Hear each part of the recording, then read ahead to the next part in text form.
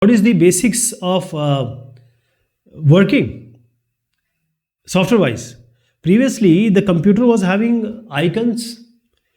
You need to install certain program. There are certain default programs would come with Windows system mainly, and then you will double click an icon and a program will open. Okay, after that the laptop has come. Laptop also has the same thing. You have a operating system. It takes care of the hardware as well as the software, different software. The same thing happens in smartphone, because smartphone is actually essentially a small computer only. You can do calculator work, you can do torch work. Torch is also there. So you are using it as phone also. You have different social networking sites here, or the apps here. So previously, what you call program in the computer, now you're calling, because they are a smaller version, they are apps. They are program only, and they are now apps. For example, what that is why we call the icons. For example, programs for calculation in your computer is same as the calculator in your smartphone. Okay. So either you can do it with tablet or smartphone. You will see on screen certain icons, and these icons are basically the apps when you have installed it. These are the icons. So you are touching them, you are starting a program, and this program is doing certain function. When you press it, there is certain application which is supposed to invoke. For example, Facebook. For you are talking. Now you can just change it, go to the other screen, and now you can work on some other app. In computer, you used to work on mouse and keyboard. Now here you are working with touch.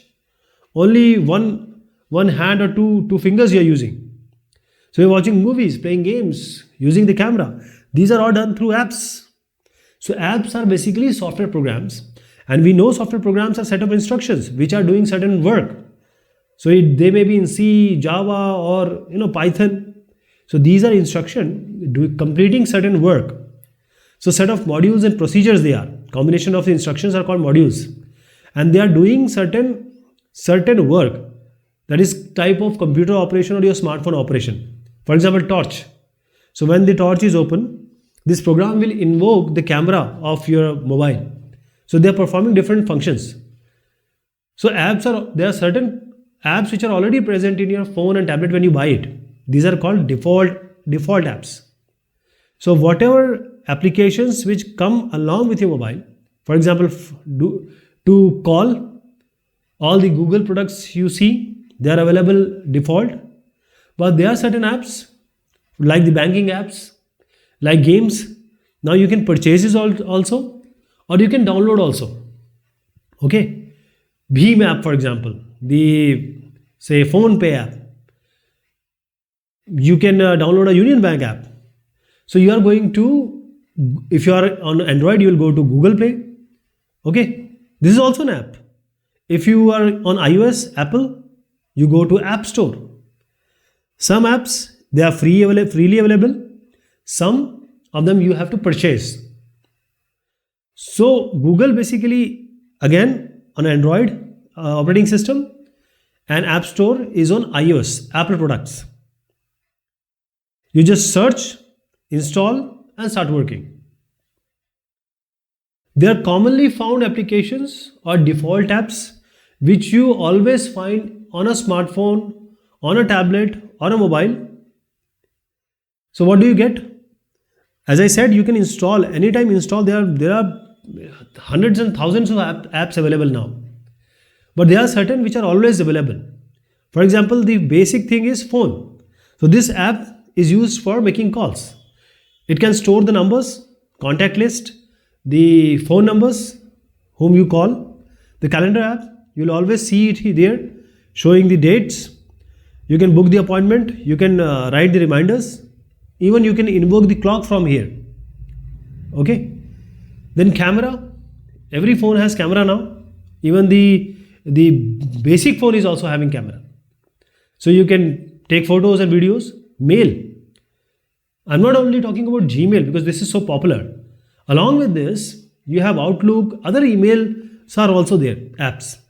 Photos, because now you have a camera, so you are taking pictures, you are making videos.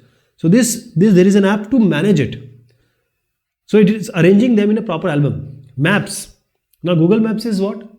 It's a navigation app. So you always see that GPS is already there in your mobile. So what is the distance you want to go from one place to another? So GPS is global positioning system. It will give you a proper exact position where you are. Web browsers are also there. So you can go to different websites. You can browse them. As I said, Google Play Store and Apple Store. So Google Play Store is where you get all the apps which are not default, like Facebook, WhatsApp, Bheem app. So these are default apps, and there are certain apps which you can be downloading from Google Play Store. Clock is already there. Times, alarms and timers. Messaging. You are sending and receiving message. Now you have WhatsApp, etc. Hike and Line messengers. Then you have music.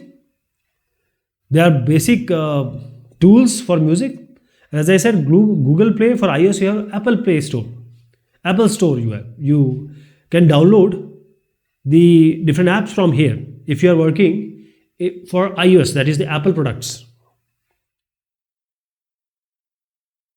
What is the difference between